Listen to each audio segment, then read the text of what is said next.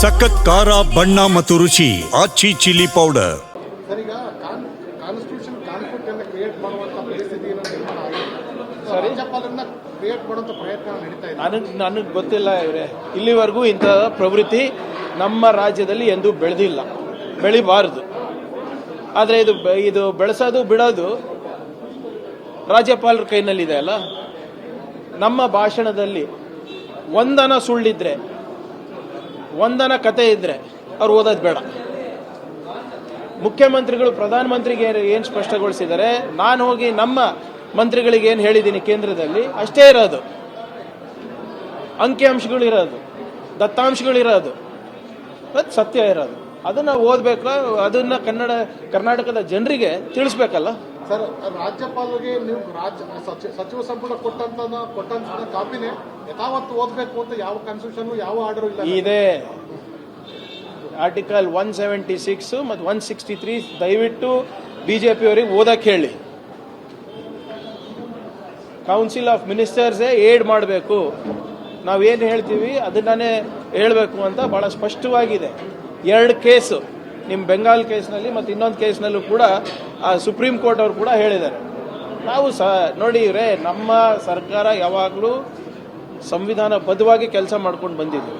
ಯಾವುದೂ ಕೂಡ ಸಂವಿಧಾನ ವಿರೋಧವಾಗಿ ತದ್ವಿರುದ್ಧವಾಗಿ ನಾವು ನಡ್ಕೊಂಡಿಲ್ಲ, ನಡ್ಕೊಳೋದು ಇಲ್ಲ. ಸರ್, ಕೇಂದ್ರ ಸಚಿವ ಶಿವರಾಜ್ ಸಿಂಗ್ ಚೌಹಾಣ್ ಅವರು ಬಿಜೆಪಿಗೆ ಎಲ್ಲ ಸಚಿವರು ಮತ್ತು ಶಾಸಕರಿಗೆ, ಜೆಡಿಎಸ್ ಮತ್ತು ಬಿಜೆಪಿ ಅವರಿಗೆ ಈ ವಿಬಿಜಿ ರಾಮ್ ವಿಚಾರಕ್ಕೆ ಸಂವಿಧಾನ ಮಾಡ್ತಾ ಇದ್ದಾರೆ. ಇಲ್ಲ, ಮಾಡಲಿ, ಜನರಿಗೂ ತಿಳಿಸ್ಲಿ. ನಾವು ಬರೇ ಬಿಜೆಪಿ ಜೆಡಿಎಸ್ಸಿಗೆಲ್ಲ ಸಂವಿಧಾನಬದ್ಧವಾಗಿ ಕೆಲಸ ಮಾಡ್ಕೊಂಡು ಬಂದಿದ್ದೀವಿ. ಯಾವುದೂ ಕೂಡ ಸಂವಿಧಾನ ವಿರೋಧವಾಗಿ ತದ್ವಿರುದ್ಧವಾಗಿ ನಾವು ನಡ್ಕೊಂಡಿಲ್ಲ, ನಡ್ಕೊಳೋದು ಇಲ್ಲ.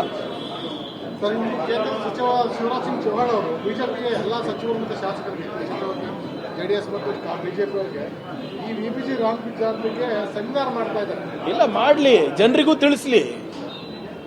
ನಾವು ಬರೇ ಬಿಜೆಪಿ ಜೆಡಿಎಸ್ಸಿಗೆಲ್ಲ ಸಾರ್ವಜನಿಕರಲ್ಲೂ ಚರ್ಚೆ ಆಗಲಿ ಅಂತ ತಾನೇ ಹೇಳ್ತಾ ಇರೋದು. ಇವತ್ತು ವಿಶೇಷವಾಗಿ ಸದನ ಕರೆಸಿರೋದು ಅದಕ್ಕೆ ತಾನೇ.